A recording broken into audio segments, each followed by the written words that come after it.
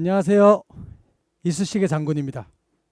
자, 오늘은 여러분들하고 같이 우리 이 한반도의 첫 번째 나라 고조선에 대해서 같이 배워보도록 하겠습니다. 자, 바로 책은 이 고조선인데요. 자, 여러분들 오늘은 고조선의 역사가 무엇인지, 첫 번째 고조선의 건국설화, 여러분들 단군왕금 아시죠?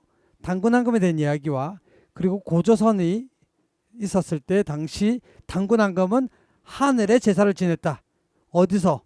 참성단이라는 곳에 제사 지냈다는 이야기와, 그리고 세 번째, 우리 고조선 청동기 문화를 알 수 있는 우리나라에 많이 있는 고인돌에 대한 이야기, 그리고 네 번째, 고조선의 청동기 문화 중에 청동방울이라든지 청동검이라든지 청동거울은 무엇인지, 그리고 고조선의 8가지 법에 대해서, 그 중에서 8가지 중에 3가지가 밝혀져 있는데 이 8조법에 대해서 같이 배워보는 그런 시간으로 하겠습니다. 자, 첫 번째, 자, 고조선이라는 나라는요, 자, 여러분들 조선입니다. 앞에 옛 꽃자를 붙였어요. 여러분들 태조 이성계 아시죠? 이성계가 만든 나라는 조선이에요. 태조 이성계는요 1392년에 저 옛날 몇천 년 전에 우리나라에 있었던 이 고조선을 이어받기 위해서 나라 이름을 조선이라고 만들었어요. 그러면 여러분들 우리가 오늘 배우는 이 고조선의 원래 이름은 고조선이 아니라 조선입니다. 태조 이성계의 조선과 단군왕금이 세웠던 조선을 구별하기 위해서 옛날에 있었던 조선을 우리가 옛 꽃자를 붙여서 고조선이라고 하는 거예요. 자, 여러분들 그거는 이미 다 알고 있을 것이라고 생각이 들고요. 자, 이 고조선은 누가 세웠나? 바로 단군왕금이죠. 여러분들 단군왕금의 건국설화 다 알고 있죠.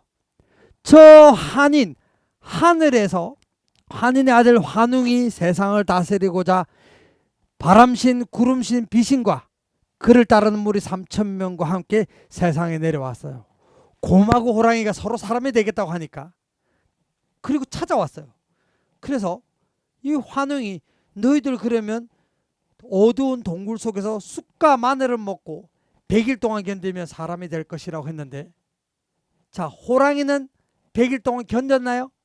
그렇죠, 못했죠. 하지만 곰은 100일이 아니라 21일 만에 예쁜 여자가 되었어요. 자, 하늘에서 내려온 환웅과 이 예쁜 여자가 된 이 웅녀라고 하는 이 여인과 하늘에서 내려온 환웅과 서로 결혼을 해서 그 사이에서 태어난 사람이 누구죠? 바로 단군왕금입니다. 자, 그런데요, 저 호랑이와 곰이 서로 사람이 되겠다라고 해서 환웅이 쑥과 마늘을 먹으라고 했는데, 호랑이와 곰은 쑥과 마늘을 먹으면 사람이 됩니까? 이것은 말도 안 되는 얘기죠. 바로 이것이 건국설화예요. 자, 그러면 여기에서 무엇을 의미하는지 같이 선생님하고 얘기를 해보겠습니다. 환웅이라는 사람이 있었어요. 그리고 바람신, 구름신, 비신. 바람, 구름, 비는요, 우리 당시 우리 백성들은 하늘에서 날씨가 좋아야지 농사가 잘 되기 때문에 바람이 중요하고 구름이 중요하고 비가 중요하다라고 생각하고 있었어요. 이 환웅은요, 이 바람이라는, 구름이란, 비라는 이 세 개의 큰 집단들을 가지고 있었다라고 생각할 수 있습니다. 쉽게 말해서 3명의 장군이 있었다고 생각할 수 있고, 그를 따르는 무리 3,000명은요 이 환웅이 데리고 있는 군사라고 볼 수 있어요. 자, 환웅은 나라를 세우고 싶어요. 그런데 보니까 이 군사들과 그리고 장군들 데리고 나라를 세우려고 하니까 백성이 있어야 되잖아요. 가만히 보니까 우리 한반도에는요, 당시 지금부터 4,000년 5,000년 전에는 토테미즘이라고 해서 사람들은요 사나운 짐승을 믿으면, 그러니까 이 아주 우리나라에 제일 사나운 짐승 호랑이 같은 사람을 믿고 있으면요, 그 곰 같은 것을 믿고 있으면 다른 짐승들로부터 나를 보호받을 수 있다는 그런 믿음을 가지고 있었던 것이 바로 토테미즘이라는 거예요. 자, 그래서 사람들은요 곰을 숭상하고 호랑이를 숭상했어요. 그래서 자연스럽게 곰 부족이 생겨나고 호랑이 부족이 생겨났는데, 자, 우리는 이 환웅이라는 세력은요 호랑이 부족과 같이 나라를 세우려고 하니까 호랑이 부족은 나라를 세우는데 같이 동참하지 않았기 때문에 사람이 못된 거예요. 곰을 믿는 이 큰 부족은 환웅과 함께 나라를 세우는데 동참을 했기 때문에 곰 부족이 사람이 된 거예요. 그게 웅녀가 되었고, 환웅의 세력과 이 곰의 세력 웅녀가 서로 결혼을 했다는 것은 서로 합쳤다라는 것을 얘기하는 것이고, 당군왕금이 태어났다라는 것은 이 두 세력이 합쳐가지고 하나의 지도자를 뽑은 것이에요. 그 지도자가 바로 단군왕금입니다. 그래서 단군이란 말은 하늘에서 내려왔다라고 믿고는, 단군왕금의 아버지 환웅과 그 조상들은 하늘이니까요. 단군왕금은 하늘의 제사를 지내는 거예요. 왜냐하면 하늘의 자손이니까. 여기 단군이란 말은 하늘의 제사 지낸다는 말이고, 왕금은 정치 지배자, 그러니까 왕이라는 뜻이에요. 이때 왕은 하늘의 제사를 지냈다라고 하는 것입니다. 자, 여러분들, 그래서 단군 할아버지는 어디서 왔죠? 바로 하늘에서 왔습니다. 자, 그러면요, 여러분들 혹시 저 광화도라는 섬이 있는데요, 그 섬에 저 산 꼭대기 올라가 보면 참성단이라는 곳이 있어요. 바로 이 참성단이에요. 참성단이 뭐 하는 곳이냐? 하늘의 제사를 지내는 제단이라는 곳입니다. 그곳에서 아마 하늘의 제사 지냈을 거예요. 어떻게 제사 지냈을까? 이런 청동 거울 같은 것을 다 이렇게 목에다 걸고요. 아마 이 청동 거울을 목에다 걸었던 것은 다른 사람들보다 뭔가 특별하다는 존재를 나타내기 위해서 청동검을 걸었을 거고, 그리고 청동방울과 청동검을 가지고 이렇게 백성들에게 나타났을 거예요. 그러면서 하늘에 제사 지냈을 거예요. 하늘이시여, 나는 당신의 아들 단군입니다. 우리 백성들이 농사가 잘 돼서 잘 먹고 살 수 있도록 이제 비를 내려주십시오. 그리고 날씨를 좋게 만들어 주셔서 우리 백성들이 잘 먹고 살 수 있도록 풍년으로 만들어 주십시오 하면서 하늘에 막 제사를 지냈을 거예요. 왜냐하면 단군왕금은 어디서 왔다? 바로 하늘에서 왔기 때문이에요. 그래서 우리 모든 대한민국 사람들은 우리 조상인 4352년 전에 나라를 세웠던, 1908년 동안 나라를 이끌어갔던 이 단군왕금이 어디서 왔냐라고 물어봤을 때 하늘에서 내려왔다라고 주저없이 얘기할 수 있는 것입니다. 단군왕금은 어디서 왔다고요? 하늘에서 내려왔습니다. 왜 하필이면 하늘일까요? 우리 백성들에게 가장 중요한 것은 먹고 사는 게 중요해요. 잘 먹고 살려면 농사가 잘 돼야 되죠. 농사가 잘 돼야지 백성들이 잘 먹고 살 것이고, 농사가 잘 되려면 이 나라의 왕은 최소한 하늘의 자손이 왕이기 때문에 백성들이 농사 잘 지을 수 있도록 그렇게 해줄 수 있다. 그리고 나라를 안전하게 이끌어갈 수 있다는 그런 믿음 때문에 백성들이 많이 모이게 됐을 거예요. 그래서 단군왕금의 고조선의 건국사라는 단군왕금이 하늘에서 내려왔다는 것을 의미합니다. 자, 여러분들, 단군왕금은요, 나라를 세운 것이 기원전 2333년이에요. 그러니까 지금으로부터요 4352년 전이에요. 4352년 전이면요, 우리 주변의 나라들, 전 세계 나라들이 만들어지기 전이에요. 자, 여러분들 혹시 세계 4대 문명이라고 알고 있죠? 4대 문명이라고 하면 여러분들 뭐가 있을까요? 이집트 문명, 황하 문명, 인더스 문명, 메소포타미아 문명. 바로 이 세계 4대 문명은요, 이 지구에서 최초로 문명이 생겨났다. 주로 강 주변에서 생겨나는 거예요. 강 주변 사람들이 농사 지으면서 서로 모여 살면서 많은 사람들이 막 엄청나게 모여 살기 시작했던 것이 바로 문명이 시작되고 나라가 시작됐다는 것이에요. 세계 4대 문명, 이 문명들하고요, 우리 고조선하고는 시기가 거의 비슷해요. 그런데 우리를 세계 4대 문명에 포함시키지 않아요. 왜냐하면 우리 고조선이 있었다라는 것은 그동안의 이야기 속의 이야기, 그리고 고려시대 때 만들었던 삼국사기에 나오는 그 이야기 한 소절밖에 없기 때문에 고조선이 우리도 이야기 속의 이야기로만 생각합니다. 하지만 그렇지 않습니다. 고조선에서 사용했을 거라고 추정되는 유물들이 많이 있기 때문에, 첫 번째 여러분 무엇이 있을까요? 바로 여러분들 저 전라남도 고창 화순에 세계 유네스코의 문화유산으로 지정된 바로 고인돌이라는 게 있습니다. 여러분들 고인돌 알고 있죠? 고인돌 뭐 하는 거예요? 고인돌은 무덤이죠. 자, 고인돌은요, 여기 보시다시피 큰 돌이 있고요, 그리고 그 돌 아래에 받치는 돌이 있고 그 아래에 보면 이 받치는 돌 사이에 땅 속에 옛날에 죽은 사람의 시신을 묻어두는, 쉽게 말씀드려서 무덤이에요. 고인돌은 무덤입니다. 근데 고인돌 종류가 뭐가 있을까요, 여러분들? 이렇게 탁자 모양으로 되어 있는 탁자식 고인돌이 있죠. 그리고 또 윗돌이 크고 아래 받치는 돌이 작은 바둑판식 고인돌이 있고요. 그리고 작은 돌을, 그러니까 상대적으로 작은 거죠. 작은 돌을 땅을 파서 그 사이에 시신을 묻고 돌을 덮어 놓은 개석식이라는 고인돌, 이렇게 크게 세 가지의 고인돌이 있는데요. 이 고인돌은 먼저 사람을 묻고요. 묻을 때 사람도 묻고, 당시에 이 사람들이 사용했던 부장품, 바로 이 청동 거울이라든지 청동 방울이라든지 청동공 같은 거를 함께 묻고, 그리고 그 위에다가 돌을 쌓아서 이렇게 무덤으로 만든 거예요. 왜냐하면요, 사람들은 돌은 영원하다고 믿었기 때문에, 영원히 돌은 없어지지 않고 바람이 불어도 태풍이 불어도 그대로 남아있을 수 있었기 때문에, 영원할 수 있다라고 믿었기 때문에 고인돌이라는 것을 사용해서 무덤을 사용했다는 것입니다. 자, 근데 여기서 선생님이 얘기하고 싶은 게 뭐냐면요, 고인돌이 위에 있는 돌이 크면 클수록 여기에 묻혀 있는 사람의 세력이 컸다라고 알 수 있어요. 예를 들어서 작은 돌 같으면 누구나 몇 명에서 옮겨와서 무덤을 만들었다고 하면 그 사람 주변에는 몇 명 없을 수도 있겠죠.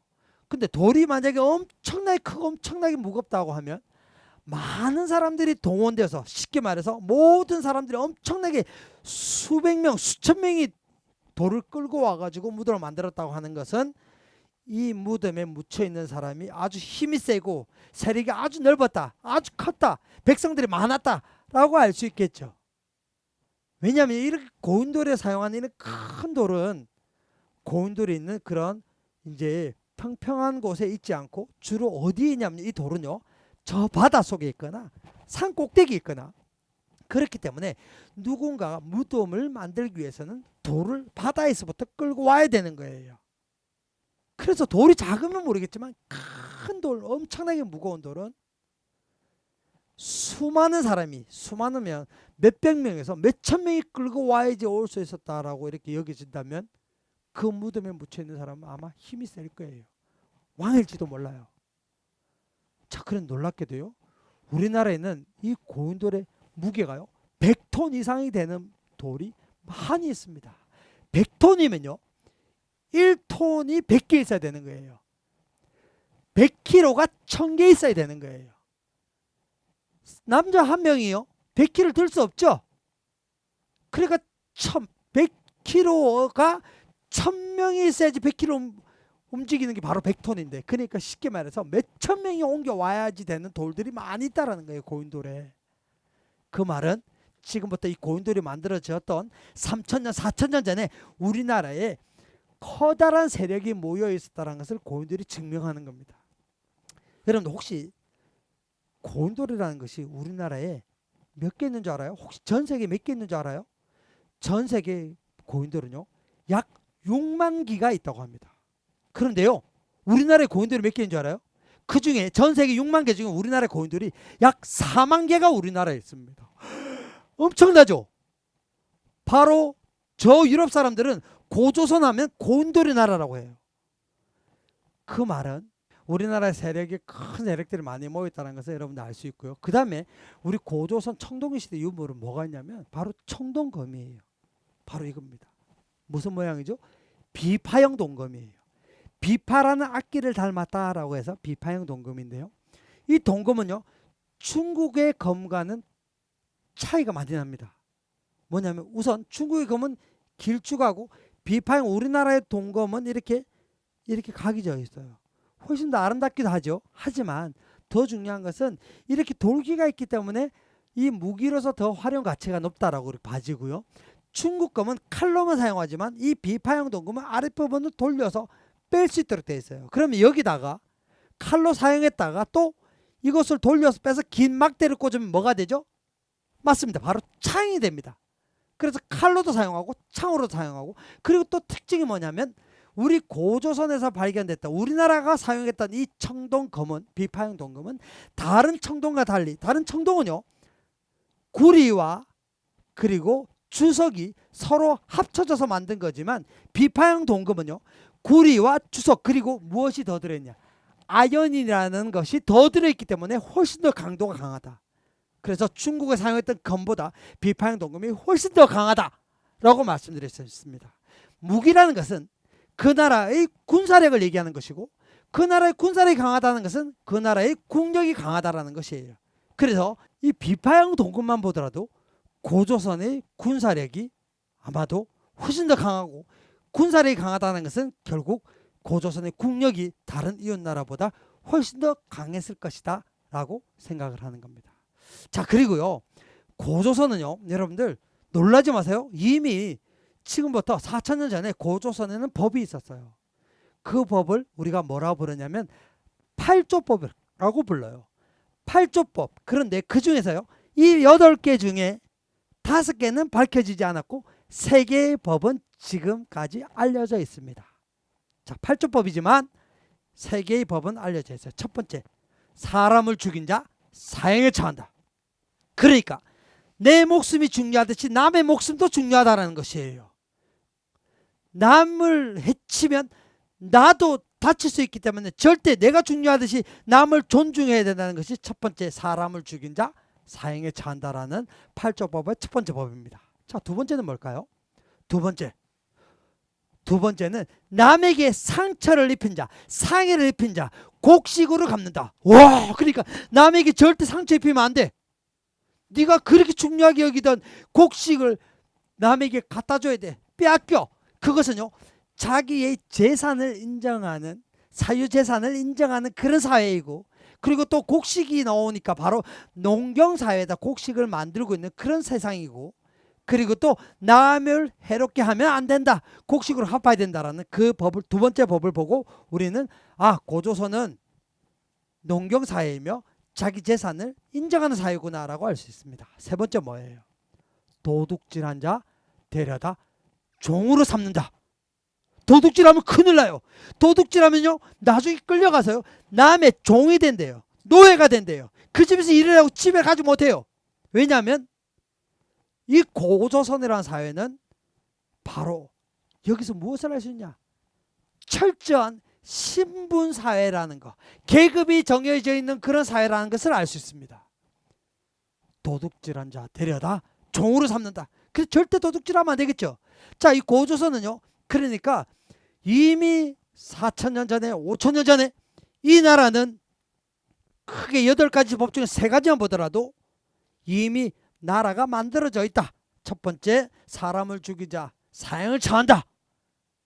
그리고 남에게 상처를 입힌 자 곡식으로 갚는다. 세 번째, 그리고 도둑질한 자 데려다 종으로 삼는다. 그만큼 제대로 법이 만들어져 있는 그런 사회라는 걸 알 수 있습니다. 자, 오늘은요, 여러분들하고 같이 우리 고조선에 대해서 배웠는데요, 이 고조선의 첫 번째 아까 얘기 드렸던 건국설화, 나라를 만들었던 것이 저 한인의 아들 한웅이 세상을 다스리고자 내려와서 그를 따르는 무리 3,000명과 바람신 구르신 미신을 데리고 내려왔어요.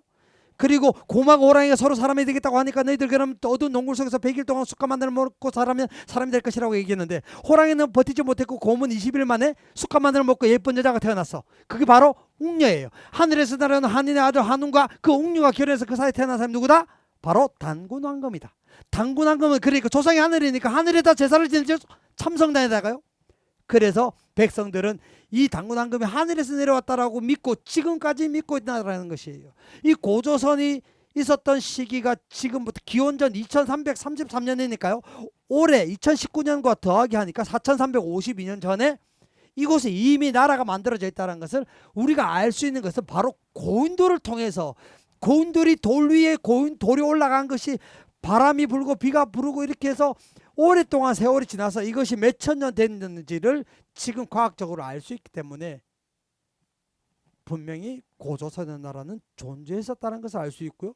이 비파형 동금을 통해서 고조선은 얼마나 강한 나라라는 것을 알 수가 있고, 그리고 고조선의 8가지 법 중에 3가지 법을 봤을 때 이미 고조선이라는 나라는 제대로 만들어진 나라라는 것을 우리가 오늘 이 교육을 통해서 알 수 있는 겁니다.